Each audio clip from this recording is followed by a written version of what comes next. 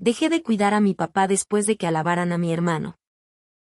Llevo un par de días leyendo hilos en esta comunidad y me he dado cuenta de que muchas veces las dinámicas familiares son un desastre silencioso que explota por la cosa más mínima.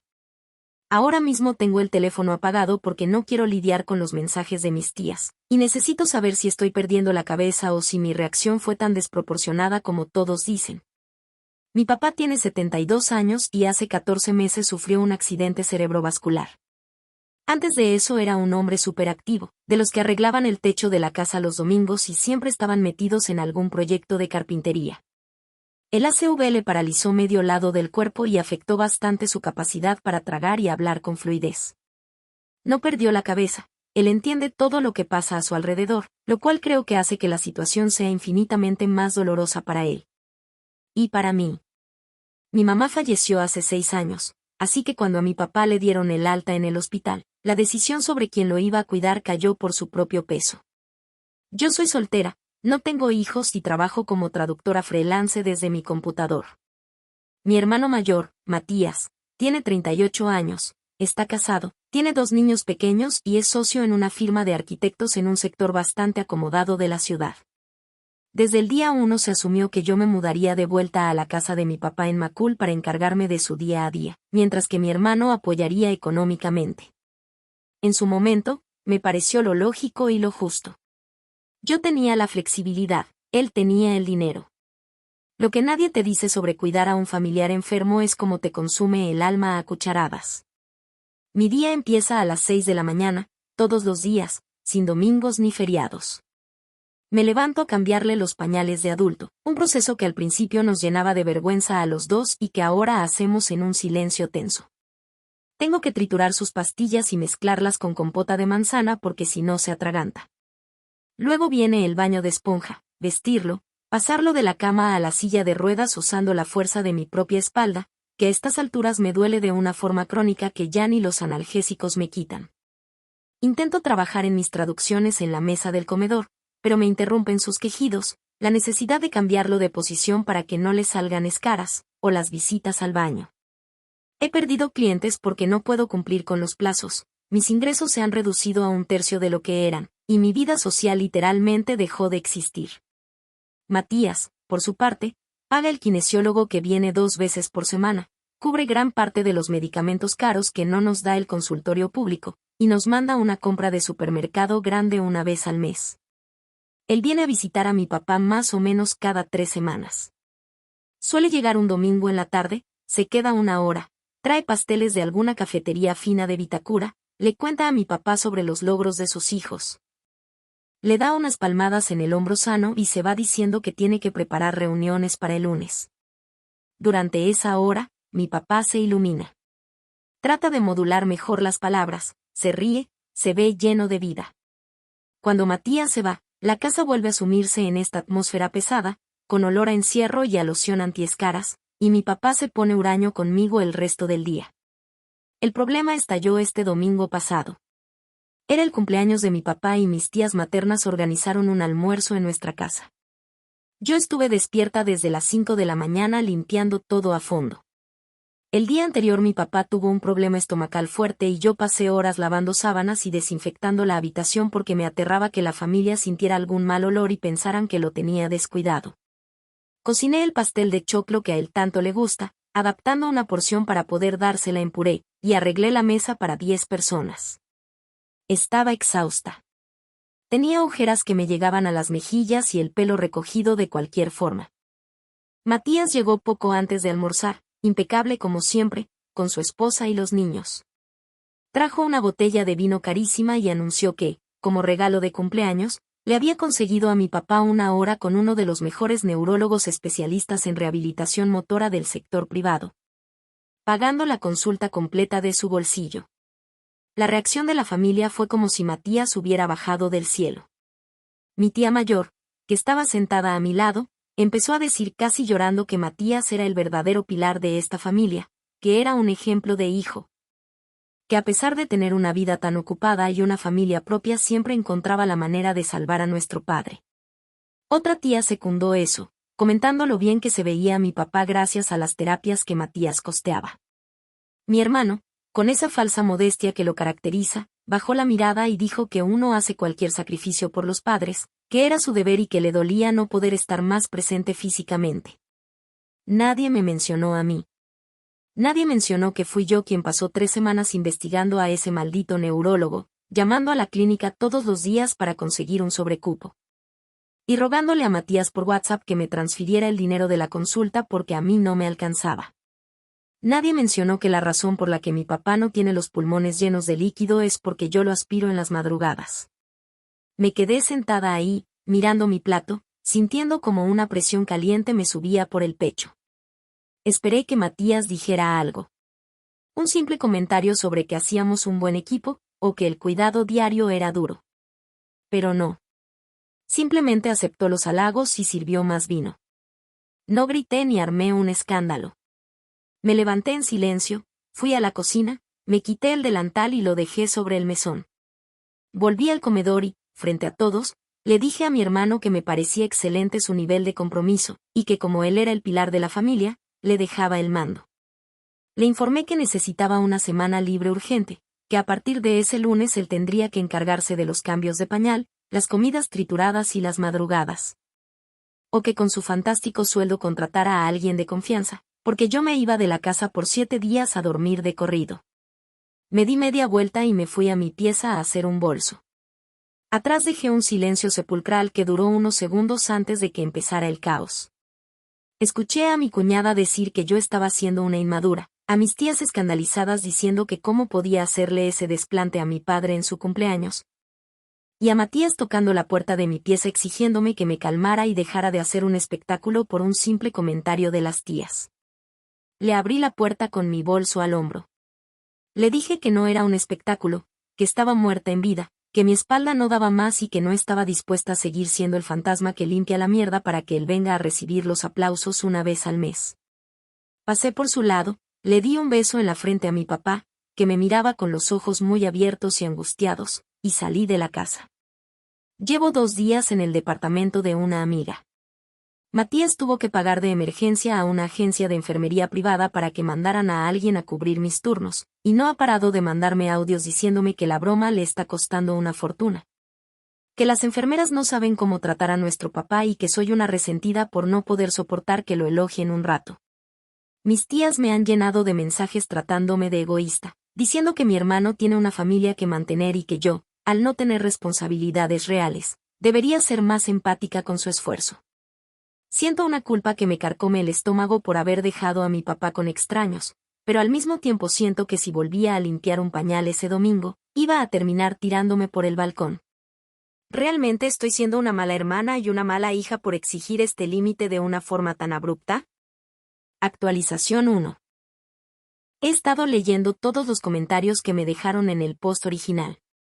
Quería empezar agradeciendo a los que se tomaron el tiempo de compartir sus propias historias cuidando a familiares.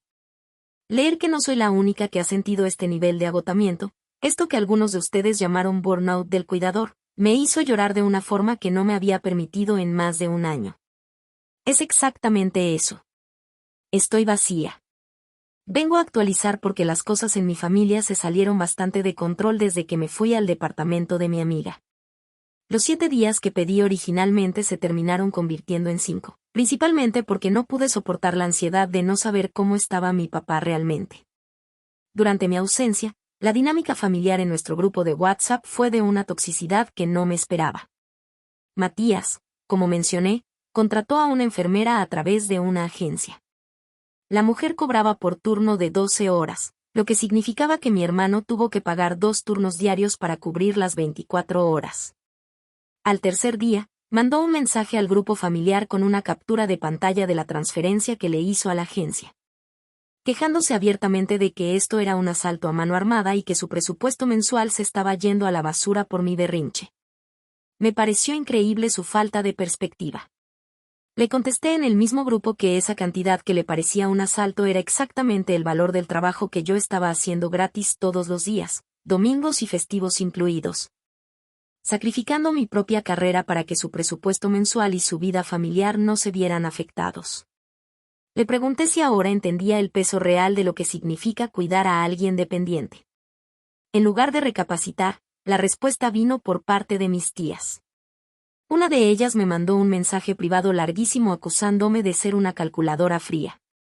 Su argumento era que el amor de familia no se cuantifica en dinero, que yo debería estar agradecida de tener un techo donde vivir sin pagar arriendo, la casa es de mi papá. Y que mi actitud estaba enfermando más a nuestro padre. Me dolió profundamente que usaran a mi papá como arma emocional. Sé que a él le afecta el estrés, pero la culpa de que él esté tenso la desviaron completamente hacia mí. Regresé a la casa el viernes por la mañana. Cuando entré, el olor era diferente, más clínico, y la casa estaba desordenada de una forma que me alteró los nervios. La enfermera de turno me entregó un cuaderno con las novedades y se fue rápidamente. Fui a la habitación de mi papá. Estaba limpio y bien atendido en lo físico, pero tenía una mirada de tristeza absoluta. Apenas me vio, intentó alcanzarme con su mano sana y empezó a llorar con esos sollozos guturales que se le escapan desde el ACV. Me abrazó con una fuerza que me sorprendió, aferrándose a mi ropa. En ese momento sentí que me rompía en 1000 pedazos. Me di cuenta de que mi papá fue el daño colateral de mi explosión. Él no tiene la culpa de que su familia sea como es, y tuvo que pasar 5 días con extraños rotativos porque yo no supe gestionar mi frustración a tiempo con mi hermano. Le pedí perdón llorando junto a su cama, le prometí que no lo volvería a dejar así, pero internamente supe que algo se había quebrado definitivamente en mi respecto a mi hermano. Esa misma tarde cité a Matías en la casa. Vino solo. Traté de mantener la conversación lo más civilizada posible. Le expliqué que mi colapso no fue por celos de que lo aplaudieran, sino por la invisibilidad total de mi desgaste. Le detallé todo lo que implicaba mi día, hora por hora. Le mostré mi estado de cuenta del banco, como mis ingresos habían caído en picada por no poder tomar proyectos de traducción grandes. Su respuesta me dejó helada. Me escuchó atentamente y luego, con un tono muy calmado, me dijo que entendía que estuviera estresada, pero que yo también tenía que entender que mi organización era deficiente. Me sugirió que me levantara 1 hora antes, a las 5 de la mañana, para avanzar en mis traducciones mientras papá dormía. Me dijo que el problema era que yo me ahogaba en un vaso de agua y que si fuera más eficiente con mi tiempo, no estaría tan frustrada. Respecto al almuerzo, me reiteró que yo era demasiado sensible y que buscar validación constante en los demás era un rasgo de inmadurez. Me quedé mirándolo, sintiendo una mezcla de asco y resignación. Matías no es una mala persona de manual, no es un villano que disfruta viéndome sufrir. Es algo mucho peor. Es un tipo que vive en una burbuja de privilegio tan gruesa que genuinamente cree que la fuerza de voluntad y una buena agenda solucionan la discapacidad severa de un familiar. Para él, mi agotamiento es simplemente una falla en mi gestión del tiempo. Ahí mismo tomé una decisión y establecí un límite innegociable. Le dije que a partir de ese momento, la agencia de enfermería iba a venir todos los fines de semana. Desde el viernes en la noche hasta el lunes en la mañana. Yo iba a retomar mi trabajo freelance esos días y a salir de la casa. Si a él le parecía que la agencia era muy cara, entonces podía venir él mismo a cubrir esos turnos de fin de semana, o turnarse con su esposa, o encontrar una solución más barata.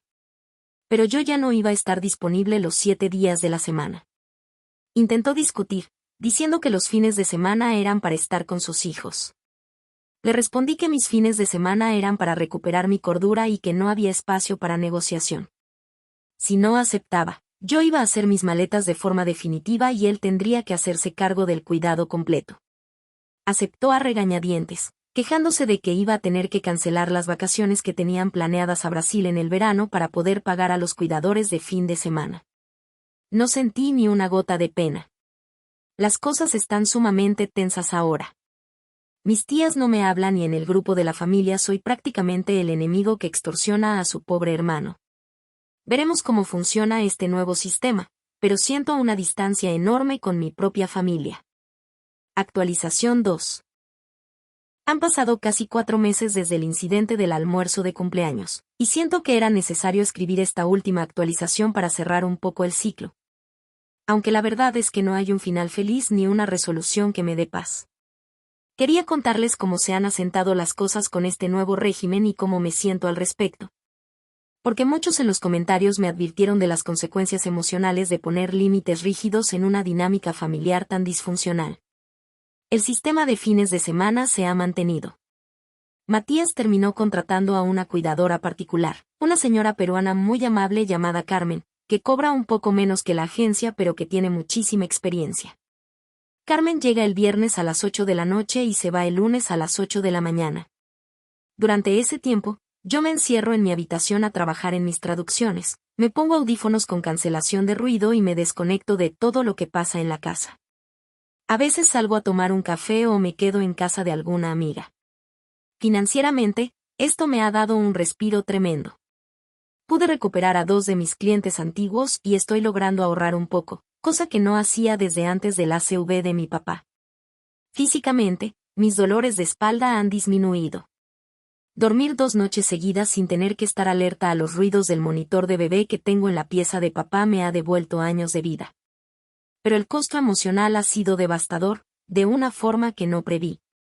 La relación con Matías es estrictamente transaccional. Nos comunicamos por un chat de WhatsApp en el que solo reportamos gastos, horarios de Carmen e indicaciones médicas. Él sigue viniendo un par de domingos al mes. Trae sus pasteles, saluda a Carmen, se sienta un rato con mi papá y se va. La diferencia es que yo ya no salgo a saludarlo. Me quedo en mi pieza o me aseguro de no estar en la casa cuando él va. El problema real, la herida que no sé cómo sanar, es lo que pasó con mi papá y conmigo. Al principio, cuando volví de mi huelga de 5 días, traté de retomar las cosas donde las habíamos dejado, pero algo se había roto en mí. Antes, yo me esforzaba enormemente por hacer que sus días tuvieran algo de luz. Le ponía música clásica por las tardes, le leía las noticias del diario en voz alta, me sentaba a ver los partidos de fútbol con él aunque a mí no me gustaran, y trataba de sacarle conversación, descifrando sus gestos y sus sonidos para que no se sintiera aislado. Todo eso desapareció. Mi cuidado se volvió completamente clínico y mecánico. De lunes a viernes, cumplo con sus horarios al pie de la letra. Lo baño, lo visto, le doy sus medicinas, lo alimento, le hago sus ejercicios de movilidad. Todo con una eficiencia impecable. Pero ya no hay música. Ya no hay conversaciones largas. Cuando termino mis tareas, lo dejo frente a la televisión en el living y me voy al comedor a trabajar en silencio. Mi papá lo nota. Al principio trataba de llamar mi atención, balbuceando o golpeando la mesa con su mano buena para que yo lo mirara. Yo le preguntaba si necesitaba ir al baño o si le dolía algo, y cuando me daba a entender que solo quería compañía, le decía que estaba muy ocupada trabajando y volvía a lo mío. Eventualmente, dejó de intentarlo. Ahora pasa las horas mirando la pantalla, en silencio, y yo paso las horas tecleando, en silencio. Hace unas semanas, Matías me mandó un mensaje después de una de sus visitas dominicales. Me dijo, papá está muy decaído. Carmen me dice que durante la semana tú casi no le hablas. Sé que estás molesta conmigo, pero no te desquites con él. Está extrañando a su hija asterisco. Leí ese mensaje y sentí unas ganas inmensas de vomitar. Lloré de frustración frente a la pantalla de mi celular. Porque Matías tiene razón. Mi papá está pagando los platos rotos. Pero lo que mi hermano no entiende, y probablemente nunca entenderá, es que no me estoy desquitando con él. Simplemente me quedé sin reservas. Ya no tengo la capacidad emocional para ser la hija abnegada y cariñosa. Todo el amor, la paciencia y la empatía que tenía se consumieron en la hoguera del resentimiento, en darme cuenta de que mi sacrificio no valía nada frente a los billetes de mi hermano. Y en el esfuerzo sobrehumano de tener que exigir lo mínimo para sobrevivir. Me he convertido en la cuidadora fría que mi familia siempre pensó que era. Cumplieron su propia profecía. Para mis tías, que ahora me evitan en todos los eventos familiares, soy la sobrina desalmada que chantajeó al hermano exitoso. Para Matías, soy la hermana ineficiente y amargada que necesita que le paguen a alguien más para hacer su deber. A veces miro a mi papá y me duele el pecho al ver lo pequeño y frágil que se ve en su silla. Sé que lo estoy decepcionando en lo afectivo, sé que extraña a la hija que le leía el diario. Me pregunto si alguna vez podré perdonar a mi hermano por no haber visto mi esfuerzo cuando importaba. O si alguna vez me podré perdonar a mí misma por haber dejado que el resentimiento me apagara la humanidad que me unía a mi papá. Por ahora, sigo despertando a las 6 de la mañana de lunes a viernes. Preparo la compota de manzana, trituro las pastillas y empiezo otro día más en esta casa que ahora se siente enorme y vacía. No gané ninguna batalla. Solamente logré sobrevivir, pero el precio fue aislarme por completo de la gente que alguna vez consideré mi familia. Edición.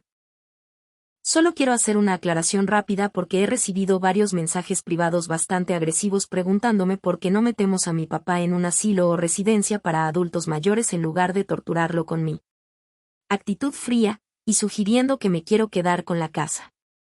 Primero, las buenas residencias en Santiago, las que tienen atención neurológica especializada y enfermeras 24/7, cuestan casi lo mismo que el sueldo mensual de Matías. Él tiene buen dinero, pero no el suficiente para pagar casi 2 millones de pesos mensuales sin irse a la quiebra. Las residencias que podemos pagar con la pensión básica de mi papá y un aporte normal, son lugares donde francamente el nivel de abandono es aterrador. El sistema público de salud, FONASA, está colapsado y no te dan cupos para residencias a menos que el anciano esté en situación de calle comprobada. Segundo, mi papá está atrapado en su cuerpo, pero su mente está ahí. Él entiende perfectamente todo. Sacarlo de su casa, de su entorno, de sus recuerdos, para meterlo en una habitación compartida con desconocidos que gritan en la noche, sería matarlo en vida mucho más rápido. Yo podré estar deprimida y distante, pero aquí está limpio, está seguro y está en su hogar. Nadie se va a quedar con la casa, está a su nombre y yo no tengo ningún interés en heredar ladrillos. Solo estoy tratando de navegar una situación donde no hay respuestas correctas, solo opciones menos malas. Gracias a los que han entendido los matices de esto. No responderé más sobre este tema. Si llegaste hasta aquí, gracias por escuchar toda la historia. Si te gustó, deja tu like y suscríbete, ayuda muchísimo. En el canal tienes muchas más historias como esta, te dejo otro video para que sigas.